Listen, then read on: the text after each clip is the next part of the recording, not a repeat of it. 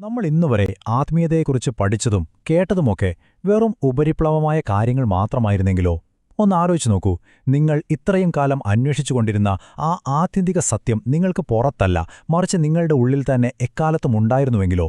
ഈ ഒരു അന്വേഷണത്തിലേക്ക് നിങ്ങൾക്ക് സ്വാഗതം. JCF അസോസിയേഷന്റെ സഹകരണത്തോടെ അവതരിപ്പിക്കുന്ന ഈ വിശദീകരണത്തിൽ നമ്മൾ വളരെ പ്രധാനപ്പെട്ടൊരു കാര്യമാണ് ചർച്ച ചെയ്യുന്നത്. അതായത്, ചരിത്രപരമായ ഗ്രന്ഥങ്ങളും യേശുവിന്റെ യഥാർത്ഥ ഉപദേശങ്ങളുമെല്ലാം ശരിക്കും വിരൽ ചൂണ്ടുന്നത് ഒരു മതത്തിലേക്കല്ല, മറിച്ച് നമ്മുടെ സ്വന്തം ബോധത്തിലേക്ക്, അഥവാ കോൺഷ്യസ്നെസ്സിലേക്കാണ്. ഇതിനെക്കുറിച്ചുള്ള വളരെ ആഴത്തിലുള്ള ചില അറിവുകളിലൂടെയാണ് നമ്മളിന്ന് കടന്നുപോകാൻ പോകുന്നത്. ഇതൊരു ആന്തരിക യാത്രയുടെ പടവുകളാണെന്ന് പറയാം. ഇന്ന് നമ്മൾ കടന്നുപോകുന്ന വഴികൾ ഇതൊക്കെയാണ്. ഒന്നാമതായി, വിശ്വാസങ്ങൾക്കപ്പുറം നേരിട്ടുള്ള അറിവ്. പിന്നീട് നമ്മുടെ ഉള്ളിലെ സാമ്രാജ്യം. മൂന്നാമതായി, നമ്മുടെ കാഴ്ചപ്പാടിന്റെ ശക്തി. അതിനുശേഷം സാർവത്രികമായ ഞാനെന്ന ബോധം. പിന്നെ വർത്തമാനകാലത്തിലെ സ്വാതന്ത്ര്യം. അവസാനമായി വേർപിരിയൽ എന്ന മിഥ്യാധാരണയുടെ തകർച്ച. അപ്പോൾ ഓരോ പടിയായി നമുക്ക് മുന്നോട്ടു പോകാം. ആദ്യം തന്നെ വിശ്വാസങ്ങൾക്കപ്പുറമുള്ള നേരിട്ടുള്ള അറിവിനെക്കുറിച്ച് നമുക്ക് സംസാരിക്കാം. എലൈൻ പേഗൽസിനെപ്പോലുള്ള പണ്ഡിതർ ചൂണ്ടിക്കാണിക്കുന്നതുപോലെ യേശുവിന്റെ ആദ്യകാല ഉപദേശങ്ങൾ ബാഹ്യമായ മതസ്ഥാപനങ്ങൾ പടുത്തുയർത്തുന്നതിനേക്കാൾ ആന്തരികമായ അറിവിലായിരുന്നു ശ്രദ്ധ കേന്ദ്രീകരിച്ചിരുന്നത്. ഇവിടെ നമ്മൾ കാണുന്നത് രസകരമായൊരു വ്യത്യാസമാണ്. ഒരു വശത്ത് നമ്മൾ കാണുന്ന കർശനമായ നിയമങ്ങളും സ്ഥാപനങ്ങളുമൊക്കെയുള്ള സാധാരണ മതം, മറുവശത്തോ നമ്മൾ തന്നെ നേരിട്ടനുഭവിക്കുന്ന ആന്തരികമായ ബോധം. ഈ പുരാതന ഗ്രന്ഥങ്ങൾ യഥാർത്ഥത്തിൽ ലക്ഷ്യമാക്കിയിരുന്നത് നമ്മളെ കുറേ നിയമങ്ങളിൽ തളച്ചിടാനല്ല, മറിച്ച് വളരെ ആഴത്തിലുള്ള ആന്തരിക പരിവർത്തനം കൊണ്ടുവരാനാണ്. ഇതിനെ പുരാതന ഗ്രീക്കുകാർ വിളിച്ചിരുന്ന പേരാണ് ഗ്നോസിസ്. അതായത്, മറ്റൊരാൾ പറയുന്നത് അതുപോലെ കണ്ണടച്ച് വിശ്വസിക്കുന്നതിനു പകരം നേരിട്ടനുഭവിക്കുക, ഉള്ളിൽ നിന്ന് തന്നെ അറിയുക എന്നതാണ് ഇതിനർത്ഥം. പ്രശസ്ത മനഃശാസ്ത്രജ്ഞനായ കാൾ യോങ് പറഞ്ഞത് നിങ്ങൾ കേട്ടിട്ടുണ്ടാവും.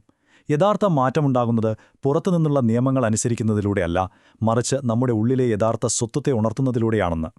ഇനി നമുക്ക് നമ്മുടെ അടുത്ത വിഷയത്തിലേക്ക് വരാം. നമ്മുടെ ഉള്ളിലെ സാമ്രാജ്യം, അതായത് ഒരു പ്രത്യേക ബോധാവസ്ഥ. നമ്മളൊക്കെ ഒരുപാട് തവണ കേട്ടിട്ടുള്ള വാചകമാണിതല്ലേ? ദൈവരാജ്യം നിങ്ങളുടെ ഉള്ളിലാണ്. ശരിക്കും പറഞ്ഞാലേ ഇതൊരു അലങ്കാരപ്രയോഗമൊന്നുമല്ല കേട്ടോ, തികച്ചും അക്ഷരാർത്ഥത്തിൽ പറഞ്ഞ കാര്യമാണ്. നമ്മൾ ഉത്തരങ്ങൾക്കായി പുറത്തുള്ള ക്ഷേത്രങ്ങളിലോ ആചാരങ്ങളിലോ പോയി അന്വേഷിക്കാതെ ശ്രദ്ധാപൂർണമായും ഉള്ളിലേക്ക് തിരിക്കാനാണ് ഇത് പറയുന്നത്.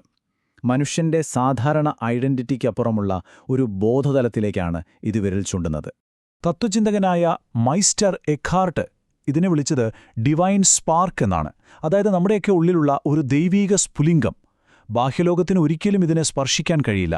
ഇത് നമ്മൾ എവിടെന്നെങ്കിലും പുതുതായി പഠിച്ചെടുക്കുന്ന ഒന്നല്ല, മറിച്ച് നമ്മുടെ ഉള്ളിൽ തന്നെയുള്ളതിനെ പൂർണ്ണമായും ഓർമ്മിച്ചെടുക്കുക മാത്രമാണ് ചെയ്യുന്നത്. യാഥാർത്ഥ്യത്തെ നേരിട്ട് അനുഭവിക്കുക എന്നത് തന്നെയാണ് ഇവിടെ പ്രധാനം. ഇപ്പോഴൊരു നിമിഷം നിങ്ങൾ നിങ്ങളോട് തന്നെ ഒന്ന് ചോദിച്ചു നോക്കൂ. നിങ്ങളെക്കുറിച്ച് നിങ്ങൾ വിശ്വസിച്ചു വച്ചിരിക്കുന്നതെല്ലാം വെറും നിർമ്മിതികളാണെങ്കിൽ, അതൊന്നുമില്ലാതെ യഥാർത്ഥത്തിൽ നിങ്ങൾ ആരാണ്? നിങ്ങളുടെ പേര്, ജോലി, ഭൂതകാലം, ഈ ലോകത്ത് നിങ്ങൾ അഭിനയിക്കുന്ന റോളുകൾ, ഇതൊന്നുമില്ലാതെ നിങ്ങൾ ആരായിരിക്കും? ശരിക്കും നമ്മുടെ ഈഗോയെ വെല്ലുവിളിക്കുന്നൊരു ചോദ്യമാണതല്ലേ? ഇനി അടുത്തതായി നമ്മുടെ കാഴ്ചപ്പാടിന്റെ ശക്തിയെക്കുറിച്ചാണ് നമ്മൾ നോക്കാൻ പോകുന്നത്. നിർമ്മലമായ കണ്ണ് എന്ന് ഇതിനെ വിശേഷിപ്പിക്കാം. കണ്ണ് ശരീരത്തിന്റെ വിളക്കാകുന്നു. കണ്ണ് നിർമ്മലമെങ്കിൽ ശരീരം മുഴുവൻ പ്രകാശിക്കും. എത്ര മനോഹരമായ പുരാതന വാക്യമാണല്ലേ? പലപ്പോഴും നമ്മൾ ലോകത്തെ കാണുന്നത് യാഥാർത്ഥ്യമായിട്ടല്ല, മറിച്ച് നമ്മുടെ ഉള്ളിലെ ഭയങ്ങളുടെയും ഓർമ്മകളുടെയും ഫിൽട്ടറുകളിലൂടെയാണ്. ഈ ഫിൽട്ടറുകൾ മാറ്റിയാൽ നമ്മൾ അനുഭവിക്കുന്ന ലോകം തന്നെ മാറും. നിങ്ങളുടെ കാഴ്ചപ്പാട് മാറുമ്പോൾ നിങ്ങളുടെ യാഥാർത്ഥ്യവും മാറുന്നു. അത്രയുള്ളൂ കാര്യം. ഇതൊന്ന് ശ്രദ്ധിക്കൂ. ലോകമെമ്പാടുമുള്ള ചിന്തകരും ശാസ്ത്രവുമൊക്കെ പറയുന്നത് ഒരേ കാര്യമാണ്. ഇമ്മാനുവൽ കാന്റ് പറയുന്നത് നമ്മൾ യാഥാർത്ഥ്യത്തെ നേരിട്ടല്ല, നമ്മുടെ സ്വന്തം വ്യാഖ്യാനങ്ങളിലൂടെയാണ് കാണുന്നത് എന്നാണ്. ആധുനിക മനഃശാസ്ത്രവും ബുദ്ധമതവുമൊക്കെ ഇതേ കാര്യം തന്നെയാണ് പറയുന്നത്.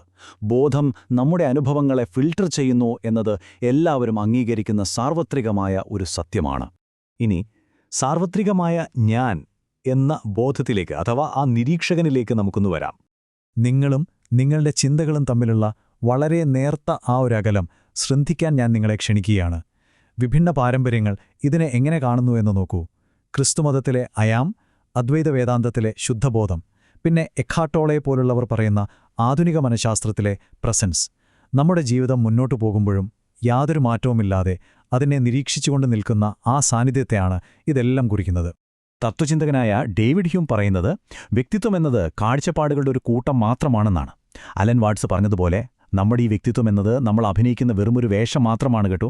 സ്ഥിരമായൊരു വ്യക്തിത്വമുണ്ട് എന്ന തോന്നൽ മാറ്റി വെറുമൊരു നിരീക്ഷകനാകുമ്പോഴുള്ള ആ ഒരു സ്വാതന്ത്ര്യം ശരിക്കും അനുഭവിച്ച് തന്നെ അറിയണം. ഇനി നമുക്ക് വർത്തമാനകാലത്തിൽ കിട്ടുന്ന ആ വലിയ സ്വാതന്ത്ര്യത്തെക്കുറിച്ച് സംസാരിക്കാം, അഥവാ നിയന്ത്രണങ്ങൾ ഉപേക്ഷിക്കുന്നതിനെക്കുറിച്ച്. ശരിക്കും നമ്മുടെ മാനസിക ഊർജം എവിടെയാണ് പോകുന്നത്? കേട്ടാൽ ശരിക്കും അത്ഭുതം തോന്നും.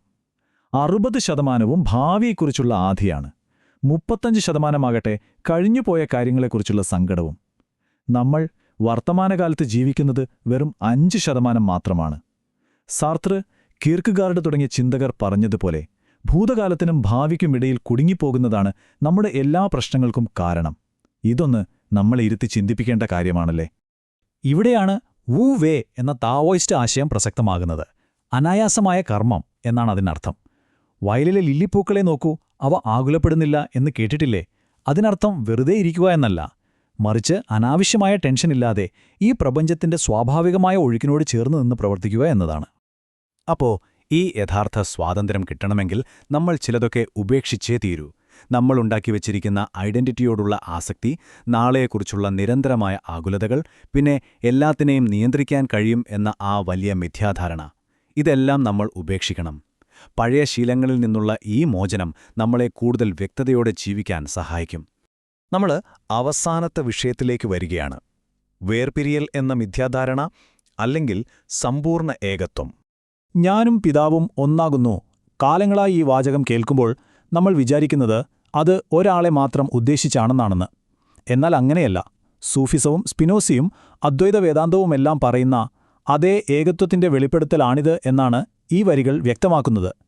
നാം എല്ലാം ഒരേ ബോധത്തിന്റെ ഭാഗമാണ്, അല്ലെങ്കിൽ ആ ബോധം തന്നെയാണ് എന്ന് ചുരുക്കം. നിന്നെപ്പോലെ നിന്റെ അയൽക്കാരനെയും സ്നേഹിക്കുക. ഇതൊരു നിയമമായിട്ടല്ല കാണേണ്ടത്. ആധുനിക സയൻസിലെ മിറർ ന്യൂറോണുകളെക്കുറിച്ചും ഷൊപ്പൻഹോവറുമൊക്കെ സൂചിപ്പിക്കുന്നതുപോലെ നമ്മളും മറ്റുള്ളവരും തമ്മിൽ യാതൊരു വ്യത്യാസവുമില്ല എന്ന് തിരിച്ചറിയുമ്പോഴാണ് യഥാർത്ഥ അനുകമ്പയുണ്ടാകുന്നത്. മറ്റൊരാൾക്ക് ചെയ്യുന്നത് ശരിക്കും നമ്മൾ നമുക്കുതന്നെയാണ് ചെയ്യുന്നത് എന്ന വളരെ ആഴത്തിലുള്ള അറിവാണിത്. ജിദ് കൃഷ്ണമൂർത്തിയുടെ വളരെ പ്രശസ്തമായ ഒരു വരിയുണ്ട്. സത്യമെന്നത് പാതകളില്ലാത്ത ഒരു ഭൂമിയാണ്. ശരിയാണല്ലേ? ഏതെങ്കിലും ഒരു പ്രത്യേക വ്യവസ്ഥിതിക്കുള്ളിലോ മതത്തിലോ സത്യത്തെ ഒതുക്കി നിർത്താൻ കഴിയില്ല. അതൊരു നേരിട്ടുള്ള പാതകളില്ലാത്ത ബോധത്തിന്റെ അനുഭവമാണ്. അത് കണ്ടെത്തേണ്ടത് എപ്പോഴും നമ്മുടെ ഉള്ളിൽ തന്നെയാണ്. അപ്പോൾ നമ്മൾ ഈ അന്വേഷണം അവസാനിപ്പിക്കുന്നത് വളരെ ശക്തമായ ഒരു ചോദ്യത്തോടെയാണ്. ഇത്രയും കാലം നിങ്ങൾ അന്വേഷിച്ച് നടന്നതെല്ലാം ഇതിനകം തന്നെ നിങ്ങളുടെ ഉള്ളിലുണ്ടായിരുന്നു എന്ന് മനസ്സിലായാൽ ആ നിമിഷം ഈ അന്വേഷണമൊക്കെ നിർത്തിവെച്ച് കേവലം ഈ നിമിഷത്തെ അറിഞ്ഞുകൊണ്ടു നിൽക്കുമ്പോൾ എന്തായിരിക്കും സംഭവിക്കുക? ഒന്ന് ചിന്തിച്ചു നോക്കൂ. ആ നിശബ്ദതയിൽ, ആ ശുദ്ധബോധത്തിൽ നിങ്ങൾക്ക് നിങ്ങളെത്തന്നെ കണ്ടെത്താൻ കഴിയട്ടെ. ഞങ്ങളോടൊപ്പം ചേർന്നതിന് നന്ദി.